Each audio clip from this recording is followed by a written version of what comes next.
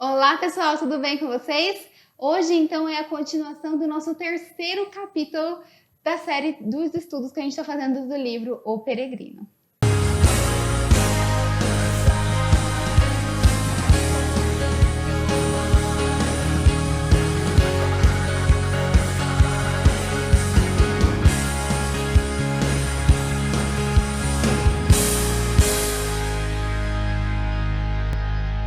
Bom, então, primeira aula, primeira parte do terceiro capítulo a gente conversou semana passada, só que ela ia ficar muito extensa.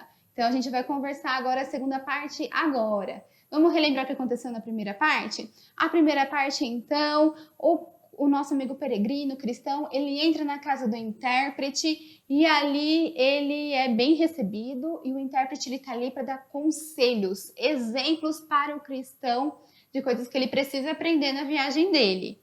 Então ali ele recebe alguns exemplos para a vida dele, que também é muito importante para a nossa vida, e hoje a gente vai continuar então vendo esses exemplos, essas situações que o intérprete mostra então para o cristão. Vamos para a próxima sala? Vamos junto com o cristão e o intérprete. Nessa próxima sala, essa daí é uma das mais legais, eu vou falar para vocês, viu? Nessa outra sala, o que eles veem? Eles chegam lá, nessa outra sala, e tem uma parede. Nessa parede, tá assim, ó. Nessa parede tem um homem aqui, que tá pegando fogo. Tá pegando fogo em tudo. O que esse homem, que tá desse lado aqui, tá fazendo? Ele tá jogando água no fogo. Tá tentando apagar o fogo. Mas o fogo não se extingue. O fogo não acaba. E ele tá lá tentando apagar, mas ele não tá conseguindo. E aí o cristão acha interessante, né? Ué, o que tá acontecendo? E o intérprete, então, leva a cristão pro outro lado da parede, e do outro lado da parede tem uma pessoa jogando óleo no mesmo fogo. E o fogo, então, não tá apagando, porque essa outra pessoa desse lado aqui tá alimentando o fogo com óleo. Então, o fogo, ele não está apagando com fogo, com a água daqui, pelo contrário, ele não tá tipo ele não tá se salvando, ele tá aumentando, ele tá enorme, ele tá grande.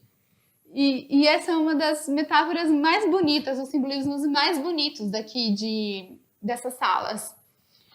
Essa primeira pessoa aqui dessa parede, o intérprete diz que não é nada mais que o diabo. O diabo, ele tá tentando de qualquer jeito apagar esse fogo. Mas do outro lado, olha só quem é, Jesus Cristo. E Jesus Cristo, ele está colocando óleo no fogo. E esse fogo, ele aumenta muito. E isso é muito legal, porque aquilo que o cristão está aprendendo naquele momento é que o diabo, ele tenta de todas as formas apagar o nosso fogo, apagar o nosso amor, apagar... Sabe aquela sensação que a gente tem dentro do nosso peito quando a gente está muito perto de Deus? Ele está tentando apagar isso. Ele está tentando apagar essa vontade, esse desejo por Deus, esse amor, entendeu? Ele está tentando apagar. Só que Jesus, do outro lado, além de manter esse fogo, ele trabalha para que o fogo aumente e que fique enorme. Isso é muito lindo. A gente aprende, então, que Jesus, ele não mede esforços. Ele tá ali trabalhando para que a gente não desanime, para que a gente não se esfrie, que a gente não perca o nosso fogo. Isso é muito joia. Vamos abrir a nossa Bíblia? 2 Coríntios, capítulo 12, versículo 9. Olha só o que diz aqui, ó. Mas ele me disse, minha graça é suficiente para você, pois o meu poder se aperfeiçoa na fraqueza. Então, o que está dizendo aqui? A graça de Deus, ela é perfeita, porque o diabo está tentando ali apagar o fogo, mas ela está se aperfeiçoando, ela está ficando maior, ela está ficando mais bonita. E isso é muito joia, porque a gente sabe que a gente pode contar com Jesus Cristo, porque existe uma guerra. E quanto mais pessoas... O diabo sabe que ele está vencido. Ele sabe o que vai acontecer no final. Mas existe uma guerra por pessoas, por almas. E quanto mais pessoas o diabo levar com ele, mais feliz ele vai ficar. Só que existe essa guerra, que o diabo está ali tentando apagar esse fogo, e Jesus está tentando, com o óleo, fazer esse fogo ficar cada vez maior. Legal, né? Isso daí é uma coisa muito valiosa para o cristão aprender, então, e para a gente também. Que a gente pode contar com Jesus Cristo, que ele não vai medir esforços, que a graça dele é maravilhosa e ela vai dar conta de fazer com que o fogo não se apague. Muito joia, né? Vamos para a próxima sala? A próxima sala não é uma sala. O próximo lugar que o cristão vai é para o terraço do palácio onde eles estão.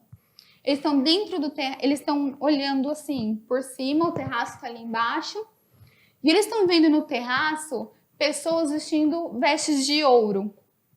E o cristão falou assim: eu quero ir para lá. Só que a intérprete falou assim: não, peraí, vem aqui comigo. E eles dão a volta, então, assim, eles chegam no lugar onde é a porta para o terraço.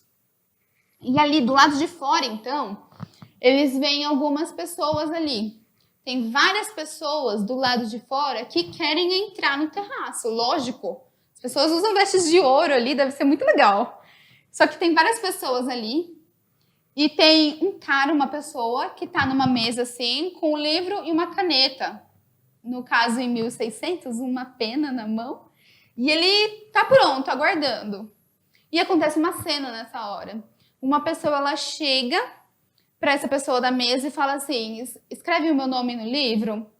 Essa pessoa vai lá, ela escreve o nome da pessoa no livro. E a partir desse momento, essa pessoa está apta. Ela pode entrar no terraço. Só que quando ele tenta entrar no terraço, tem algumas pessoas de armadura tentando evitar que ele entre. Isso parece até mesmo um complemento do que a gente acabou de ver. Porque aquelas pessoas, elas estão nada mais, evitando que a outra pessoa entre no terraço. E o terraço é o quê, gente? É o reino dos céus. O livro que a pessoa escreveu o nome da pessoa é o livro da vida. Então a pessoa, ela quer entrar nos céus, mas existem pessoas com armaduras, pessoas ou não, que estão evitando, estão fazendo de tudo para que essa pessoa não entre no céu. E eles usam espadas, acontece um momento gladiador aqui no livro, porque ele faz de tudo, ele luta de espada com essas pessoas para ele entrar no terraço. E ele consegue. E quando ele consegue, ele é muito bem-vindo naquele lugar. As pessoas ficam muito felizes com ele, trocam as roupas dele, colocam roupas de ouro nele também. E, enfim, essa é a cena. Só que o cristão vê aquilo e ele fala: já entendi, intérprete, deixa eu ir lá, já sei o que tem que fazer. Só que o intérprete fala assim: não, pera, ainda não acabou para você. Vamos conversar a respeito disso. Aqui, gente, parece um complemento daquilo que a gente viu na última sala. As pessoas, o reino não, né? O inferno, ele vai tentar de tudo para evitar que você entre nos céus. Vai acontecer uma batalha, igual eu falei para você, tá acontecendo uma guerra, é uma batalha espiritual para você conseguir entrar nos céus. Vamos abrir a nossa Bíblia e dar uma olhada no que diz a respeito disso? Agora sim a gente vai para Atos. Lá em Atos, a gente vai ver o que fala a respeito disso. Atos, capítulo 14, versículo 22.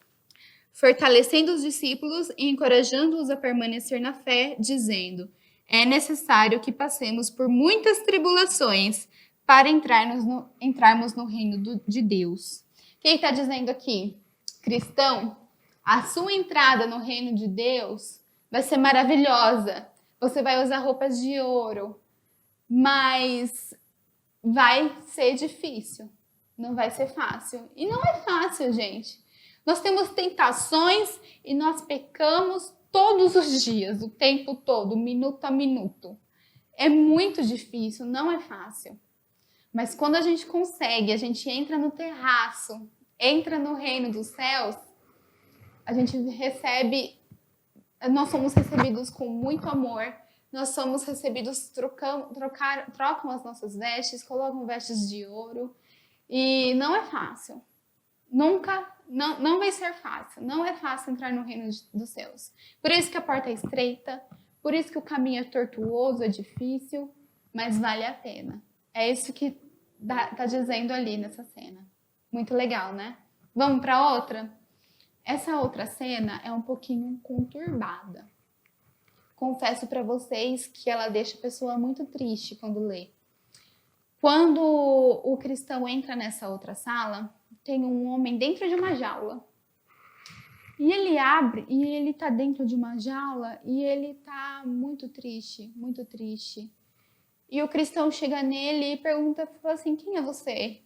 E esse homem, então, ele explica assim, eu fui um professor, eu achei que eu estava seguindo as leis, mas na verdade eu não sirvo para nada, eu vou ser morto, eu tô condenado e não adianta fazer nada porque eu pequei, eu não tenho volta e tudo mais. E aí o cristão fala, nossa, mas o que aconteceu, né? Pergunta pro intérprete, o que ele fez? O que ele fez? E aí, então, o intérprete fala assim, pergunta pra ele. Aí o cristão fala assim, não, pergunta você. E então, o intérprete pergunta, o que você fez? E aí, esse homem dentro da jaula responde, deixei de vigiar e de permanecer sóbrio. Afrouxei as rédeas das minhas volúpias. Pequei contra a luz do mundo e a bondade de Deus. Entristeci o espírito e ele se foi. Seduzi o diabo e ele veio até mim. Provoquei a ira de Deus e ele me abandonou. Meu coração está tão endurecido que não consigo me arrepender. E aí o cristão fala, nossa, mas não tem volta o que você fez? O que aconteceu com você? E o intérprete fala, o nosso Deus é um Deus misericordioso. Tem certeza que não tem volta? E o homem fala, não tem volta. O que eu fiz foi horrível. Pequei contra Deus. Não tem retorno. Eu vou morrer e não tem volta. E isso nos diz muito. O que aconteceu? Esse homem, ele tá tão preocupado com o que ele fez, ele tá, só focando no pecado que ele cometeu, naquilo que ele fez, que ele se esquece que existe volta, existe arrependimento, existe renovação, existe vida nova. Mas ele tá falando assim, pequei, não tem mais volta, que não sei o que tem, não sei o que tem. Ele tá mais preocupado com aquilo que ele cometeu, que ele não tá preocupado que ele não quer arrependimento, ele não quer perdão. E isso fala muita coisa. Ele tá crucificando Cristo novamente. Vamos dar uma olhadinha em Hebreus? Em Hebreus diz sobre isso. A gente vai abrir a nossa Bíblia, então, em Hebreus 6:6. E vamos ver o que está dizendo aqui. Hebreus. E caíram. É impossível que sejam reconduzidos ao arrependimento, pois para si mesmos estão crucificando de novo o Filho de Deus, sujeitando-o à desonra pública. Então esse homem, ele não vai ser salvo. Ele poderia ser salvo, mas ele está tão preocupado com aquilo que ele fez, ele está focando tanto no pecado dele, que ele esquece daquilo, que existe uma nova vida, existe um arrependimento, existe um perdão. E Cristo, ele está ali prontinho, pronto para te oferecer perdão. Mas ele não está pedindo perdão. Ele está se lastimando com aquilo que ele fez. Legal, né? A outra visão, a outra sala que o peregrino, então, ele vai com o intérprete, é a sala de um homem que acabou de despertar de um sonho. E ele está muito conturbado, porque ele teve um sonho que ele ficou com muito medo. O sonho, ele mostra, então, a visão do juízo final, do arrebatamento e do juízo final. E esse homem, ele vê que os pecados dele foi exposto e ele percebeu que ele não está indo para o céu. Ele não foi chamado para ir para o reino dos céus. E ele acorda muito, muito, muito conturbado com isso. Na cena ele está tremendo. E ele explica que ele ficou com muito medo, porque ele não estava preparado para ir para os céus. E o juízo final veio numa hora que ele não estava preparado.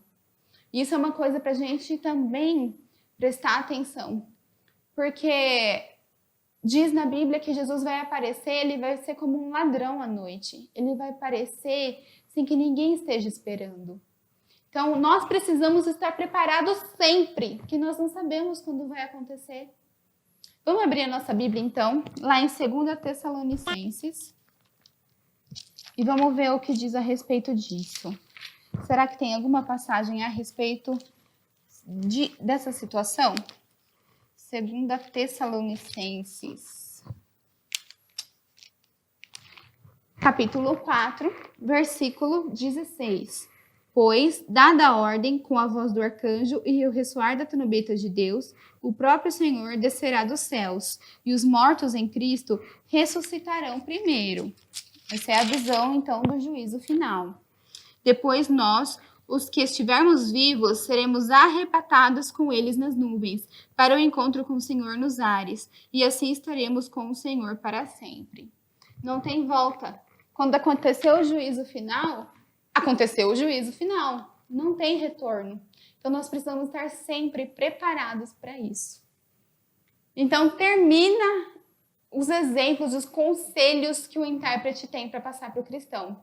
E é muito legal que o intérprete fala assim para o cristão: e aí, você pensou, você entendeu aquilo que eu mostrei para você?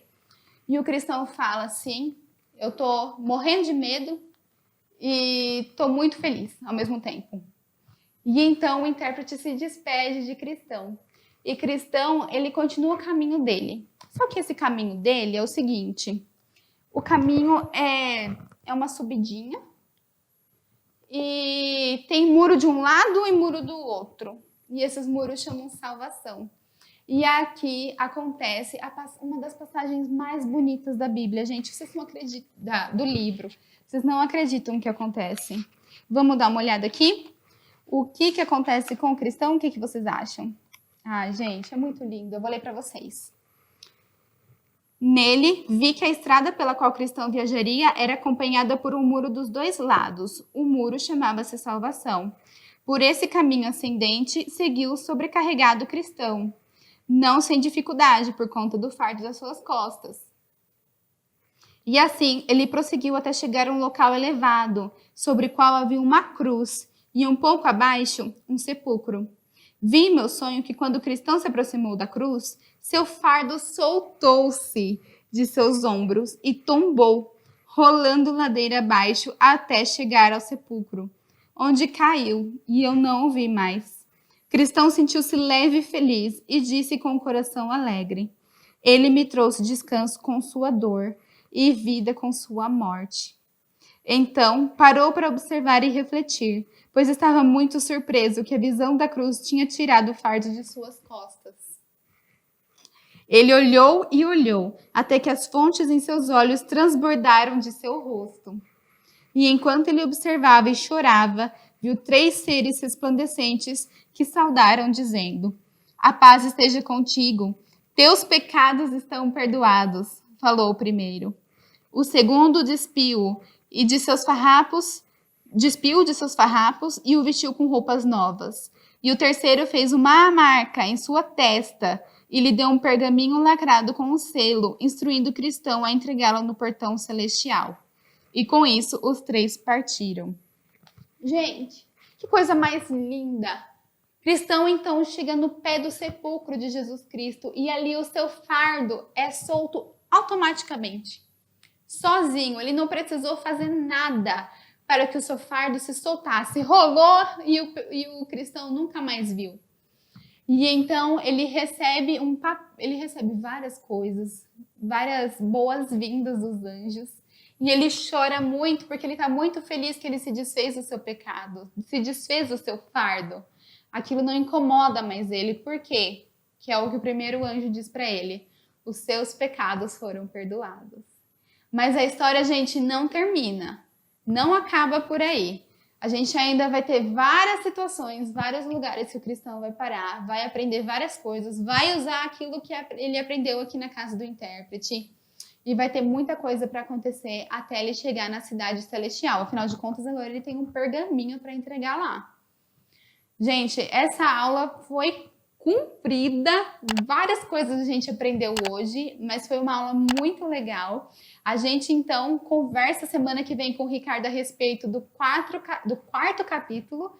Um beijo grande para vocês, fiquem com Deus e até a próxima. Deus abençoe, tchau, tchau.